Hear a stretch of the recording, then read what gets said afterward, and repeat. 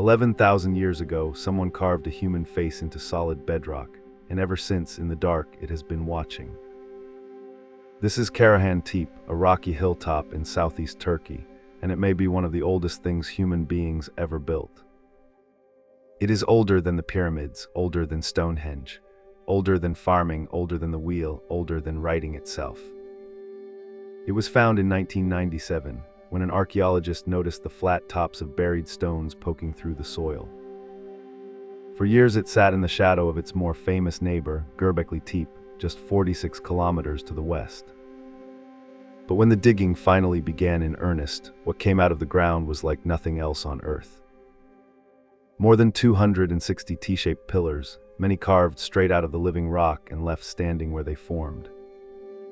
The T-shape is thought to be a human body abstracted into stone. Arms, hands, a belt are sometimes carved on the sides. But one chamber at Karahan Tepe is unlike anything found at any site from any age. 10 tall pillars rise straight up out of the bedrock floor, like a petrified forest carved from the rock without ever being moved. The builders did not stack these stones. They carved the entire room downward out of solid rock, leaving the pillars behind. And set into the wall of that chamber at head height, a face stares out. A human head sculpted from the bedrock with a long neck, watching over the room full of pillars. The head looks through a small round opening, a porthole, cut between one chamber and the next. We do not know what happened in this room, but it was clearly built to be felt, not just seen. Nearby, archaeologists lifted a statue from the earth, a seated man holding himself, his ribs carved as deep lines. Over 2 meters tall, with a V-shaped collar around its neck, a guardian, an ancestor, or a god, no one can say. They carved a vulture, too. Across this whole region, the vulture meant death and the journey of the dead into the sky. Foxes, leopards, and snakes crawl across the pillars, the same dangerous animals their neighbors carved at Göbekli Tepe. And a gazelle mid-stride pecked into the stone. Gazelle was what these people hunted and ate. Because these were not farmers, they were hunter-gatherers, people we were told could never build anything like this.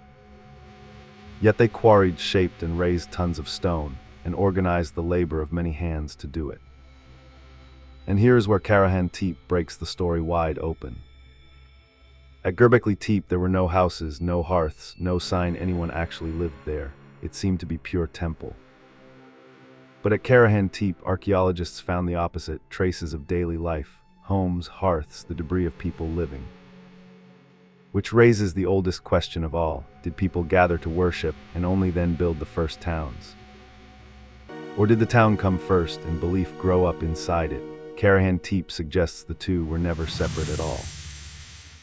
And then the strangest act of all, at some point they buried it on purpose. They filled the chambers with rubble and earth, packing the pillars and the watching face into total darkness. And that burial is why the face survived, sealed and untouched for 11,000 years. Why bury what took generations to carve? We simply do not know. It is one of prehistory's deepest mysteries. New pieces still come out of the ground every season: statues, carvings, a pillar cut with a human face. And astonishingly, only about 5% of the site has been dug. Almost all of it still sleeps underground. No one knows what else is down there, waiting under the dirt of that hill. Karahan Tepe and its sister sites are forcing us to rewrite the very beginning of civilization.